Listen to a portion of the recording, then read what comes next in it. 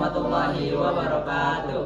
Perkenalkan, kami dari kelompok 1 dari kelompok fisika kelas 10 2 dan kami ingin menjelaskan mengenai energi alternatif dan juga tepatnya energi surya. Tapi sebelumnya kami ingin memperkenalkan anggota kami terlebih dahulu. Yang pertama ada saya Ben Faroswarso. Saya Afandi Usman. Aku Alfati Abdi. Saya Nafi dan Kicita Akbar. Saya Aulia Rahmanujaya. Dan silakan menonton. Oke, untuk energi alternatif ini pertama-tama kita harus memahami makna dari energi alternatif itu apa. Jadi energi alternatif itu adalah energi dari sumber alam yang dapat diperbarui seperti matahari, angin, air, dan juga biomasa. Nah, untuk energi alternatif ini dalam konteks dunia nyata seperti penerapannya itu digunakan dalam apa saja. Jadi energi alternatif ini bisa digunakan untuk menggantikan bahan bakar fosil yang tentunya menipis dan juga tentunya mengurangi pencemaran lingkungan. Dan kenapa energi alternatif ini sangat penting? Tentunya energi alternatif ini penting karena energi alternatif itu ramah lingkungan, tidak habis secara cepat dan juga mengurangi polusi dan juga perubahan iklim. Kemudian kita masuk kepada pengertian atau definisi dari energi alternatif. Apa sih energi alternatif? Energi alternatif adalah energi dari sumber daya alam yang dapat diperbarui untuk menggantikan bahan bakar fosil. Nah, kemudian untuk energi surya itu apa sih? Energi surya adalah energi dari cahaya dan juga panas matahari yang tentunya dapat diubah menjadi listrik menggunakan panel surya atau nama lainnya adalah fotovoltaik. Nah, kemudian untuk pertanyaan pemantiknya, kira-kira bagaimana sih cara kita sebagai pelajar bisa ikut mendukung penggunaan energi alternatif? Nah, sebagai pelajar tentunya kita bisa seperti menggunakan panel surya dibandingkan menggunakan suatu benda-benda yang tentunya bisa merusak ozon lebih cepat. Tentunya dengan menggunakan energi alternatif bisa lebih merawat bumi dan juga tidak mencemari lingkungan.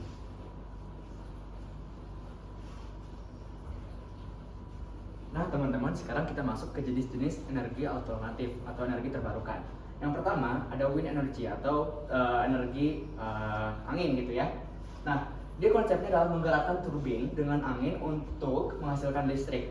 Teman-teman tahu nggak PLTB, pembangkit listrik tenaga bayu pertama di Indonesia itu di mana? Ya, ada di Sulawesi Selatan, di PLTB Sidrap. Nah, dia adalah PLTB pertama di Indonesia yang diresmikan tahun 2018 sampai sekarang menjadi PLTB yang terbesar di Asia Tenggara dengan total kapasitas sebesar 75 MW. Yang kedua ada hydropower atau pembangkit listrik tenaga air atau energi air gitu ya.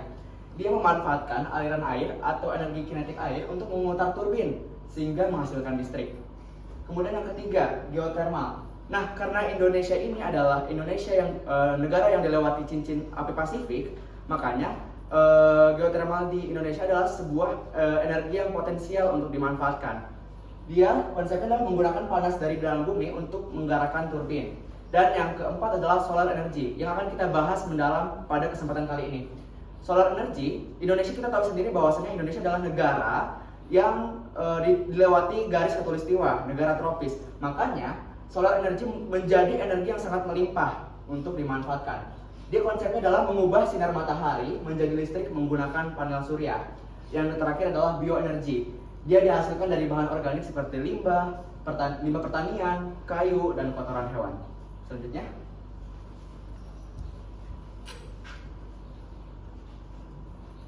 Nah, oke teman-teman, jadi kita tadi udah tahu jenis-jenis energi alternatif tuh ada apa aja.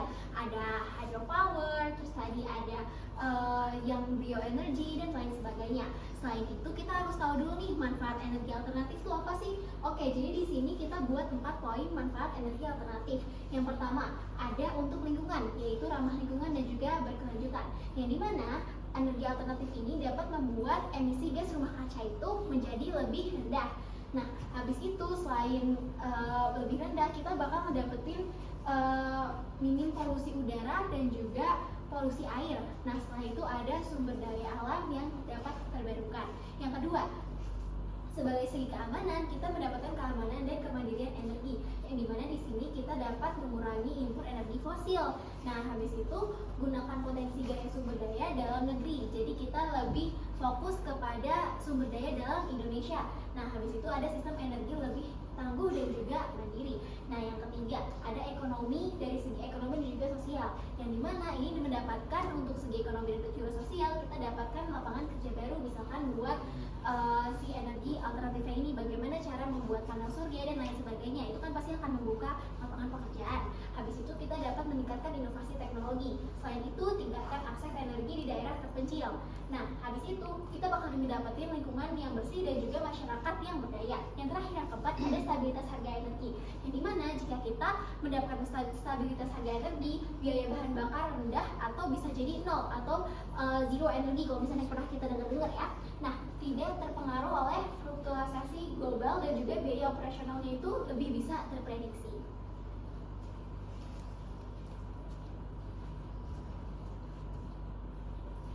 Yuk, konnichiwa minasan. Oke, jadi tadi kan kita udah dengar nih dari teman-teman aku sebelumnya kalau tenaga surya di Indonesia itu melimpah banget dan kita bisa manfaatin. Tapi kira-kira kenapa ya kita belum bisa manfaatin tenaga itu di Indonesia ini? Nah, di sini aku bakal bahas tentang tantangan energi alternatif khususnya ke tenaga surya. Yang pertama, ada ketergantungan pada cuaca. Kita tahu kalau di wilayah geografis di Indonesia itu luas-luas banget. Ada WIB, ada WITA, ada WIT juga. Nah, itu menyebabkan kalau misalkan di WIB hujan misalkan, di WITA kan belum tentu hujan. Nah, itu makanya ketergantungan cuaca menjadi salah satu tantangan yang paling besar dalam penggunaan tenaga surya di Indonesia. Habis itu ada biaya awal yang tinggi. Meskipun sekarang udah agak nurun, tapi tetap aja nggak nutup itu tuh biaya awal untuk pemakaian tenaga surya, khususnya solar panel ya. Itu tuh gede banget. Makanya biaya awal yang tinggi itu menjadi salah satu tantangan. Terus juga harus ada investasi yang besarnya. Karena ya balik lagi, tadi bahan-bahannya kan nggak cuma solar panel, harus ada baterai juga buat nyimpennya. Terus kalau misalkan jalur-jalurnya itu pakai alat-alat yang ya lumayan kompleks menurut aku ya. Terus ada infrastruktur dan perizinan. Nah, kayak yang kita tahu kalau perizinan dan infrastruktur di negara kita ini belum merata, belum semuanya rata gitu. Kalau misalkan Jakarta nih paling maju, tapi belum tentu di Bandung atau Bogor punya infrastruktur ini atau fasilitas ini. Makanya ketergantungan pada cuaca, biaya awal yang tinggi dan infrastruktur dan perizinannya menjadi tantangan yang besar bagi Indonesia dalam penggunaan tenaga surya sebagai energi alternatif.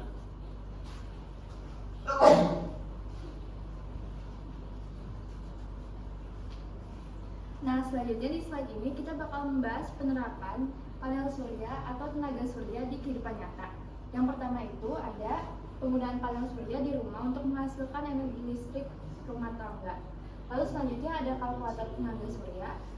Lalu juga ada lampu jalan tenaga surya. Nah, kira-kira nih, jika rumah kamu menggunakan panel surya, apa yang kamu lakukan? Jelaskan alasannya. Setelah itu aku bakal membahas bagaimana alur teknis energi matahari berubah menjadi energi listrik. Jadi di sini ada diagram yang lebih singkat dan lebih rinci daripada yang ini. Jadi yang pertama, energi matahari akan memancarkan cahaya matahari, lalu dipancarkan melalui panel surya, dan di panel surya ini ada sel surya yang menggunakan bahan semikonduktor seperti silikon. Nah, cahaya matahari ini akan berubah ke listrik melalui efek fotovoltaik, yaitu proses di mana matahari berubah menjadi listrik ketika cahayanya itu kena ke bahan semikonduktornya. Nah, ketika cahayanya itu kena ke bahan semikonduktor, maka cahaya ini akan menghasilkan elektron yang akan bergerak pada bahan semikonduktornya. Nah, ketika muncul elektron ini, maka akan muncul listrik yang arusnya itu searah. Lalu diubah ke inverter supaya listriknya berubah menjadi listrik yang harusnya bolak-balik sehingga listriknya siap digunakan.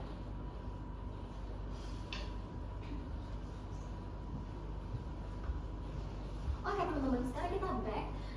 Sekarang kita pengen ngebahas nih gimana sih caranya pengaplikasian energi nyata Nah, di sini dalam skenario kalau komunitas terpencil dengan akses listrik yang terbatas. Terus bagaimana sih solusinya? Oke, jadi kita menawarkan beberapa solusi di sini. Yang pertama, kita dapat mengubah cahaya matahari menjadi listrik. Karena apa? Karena adanya efek fotovoltaik yang tadi udah dijelaskan sebelumnya. Nah, terus habis itu ada apa lagi? Kita dapat si panel surya ini itu tuh dapat menyimpan energi dalam baterai. Jadi seandainya sudah malam, itu masih tetap kita masih tetap menggunakan lampu dengan terang gitu ya, tidak redup ataupun tidak mati. Terus setelah itu ada energi surya ini mengatur dan juga mengonversi daya dengan controller atau inverter. Nah, selain itu, energi surya juga dapat menggunakan listrik untuk kebutuhan seperti penerangan, alat elektronik, atau pompa air. Jadi memang ini wattnya tuh tinggi ya teman-teman. Nah, habis itu gimana sih caranya si aktivitas pemecahan masalahnya ini? Jadi yang pertama, kita dapat menerapkan sistem energi surya yang terdesentralisasi. Yang dimana ini tuh ada solar home system. Nah, solar home system tuh apa sih? Jadi solar home system ini lebih kepada jadi dia tuh kalau misalkan kita masang satu di atas rumah warga gitu. Nah, ini tuh bakal menjadi sebuah sistem komunal yang dimana kalau misalkan kita masang satu itu tuh bukan cuma buat satu rumah saja, melainkan bisa buat banyak rumah. Jadi di sini lebih hemat. Nah, selain itu apalagi si panel surya ini juga dapat menjadi pompa air tenaga surya. Kalau misalkan kita bisa menjadikan pompa air tenaga surya, berarti nanti pompa air yang biasa kita pakai itu akan bisa menggunakan listrik. Karena kan kalau misalkan bayar PLN terus kan mahal ya. Nah, habis itu gimana sih tahapan implementasinya? Jadi yang pertama, kita dapat mengidentifikasi kebutuhan energi warga. Jadi energi warga ini, warga-warga tuh pengen seberapa banyak mereka menggunakan wattnya atau seberapa banyak kebutuhan mereka dalam penggunaan listrik. Nah, setelah itu ada penilaian potensi cahaya matahari lokal. Jadi kita cari dulu nih cahaya yang baik dan bagus itu yang biasanya langsung tersenter kepada si panel surya itu di mana. Nah, setelah itu ada perancangan sistem yang sesuai. Yang dimana sebelum kita pasang ke dalam rumah warga itu tuh harus dicek kembali apakah ini sudah terkonek kepada listrik rumah warga atau belum. Terus habis itu penggunaannya ini sudah baik atau belum. Setelah itu ada pelatihan penggunaan dan juga perawatan bagi warga. Nah, jadi selain warganya memiliki panel surya di rumahnya, mereka juga dapat merawat gitu ya. Jadi istilahnya kalau seandainya rusak, mereka juga bisa mengetahui oh ini gimana ya cara buat ngebenerinnya dan lain sebagainya.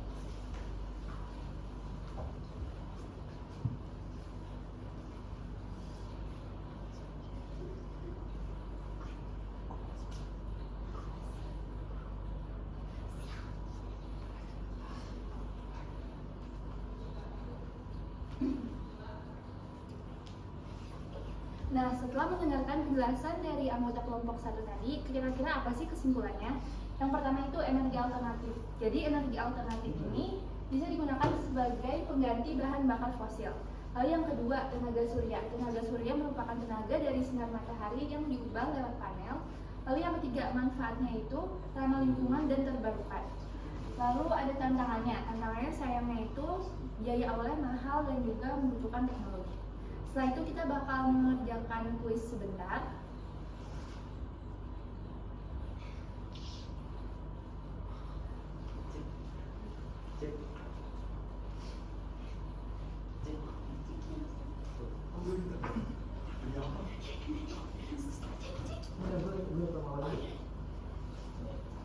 Oke, di sini kita punya quiz nih guys. Kenapa energi alternatif tenaga surya masih jarang ada di Indonesia? Jadi kita dapat relawan satu buat ngerjain quiz kita ini. Jadi yang mana nih Jack? Kira-kira Jack? Susah banget nih Jack pertanyaannya ya. Iya. Waduh. Susah dibaca ini. Ini kayaknya ini nih. Yang kuning. Dan Jepang Yang gini biru nih. enggak. Kenapa energi alternatif tenaga surya masih jarang ada di Indonesia? Iya, yang mana tuh? Waduh, susah banget ya. Kalau dari kelihatannya sih ini kayaknya jawabannya. Iya kah? Yeay. Coba ada lagi nih Jack. Mengapa tidak semua negara bisa mengandalkan energi alternatif sebagai energi utama nih? Baca dulu Jeki.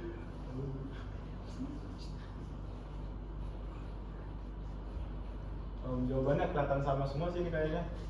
Waduh, berarti yang mana nih Jack? Pasti ini kan tadi udah jelasin kan. Oh iya, yeay. Ada lagi Jack, terakhir Jack. Nih, sebutkan jenis-jenis energi alternatif nih Jack. Apa ya? Menurut aku sih ini nih, ada Adit, tolong Dit. Oh iya. Tuh, yang mana tuh Jack? menarik. Iya benar itu. Ini ada juga biomamas, Waduh. Neptunus, solar starter, masya Allah. Kayaknya sih yang ini ya. Hore. Terima kasih Jeki udah ini. Udah mau mengerjakan kuis kami. Terima kasih Jeki. Oke, teman-teman, sekian saja presentasi dari kelompok 1 fisika. Mohon maaf bila ada kesalahan. Wabillahi taufiq wal hidayah. Wassalamualaikum warahmatullahi wabarakatuh. Dadah.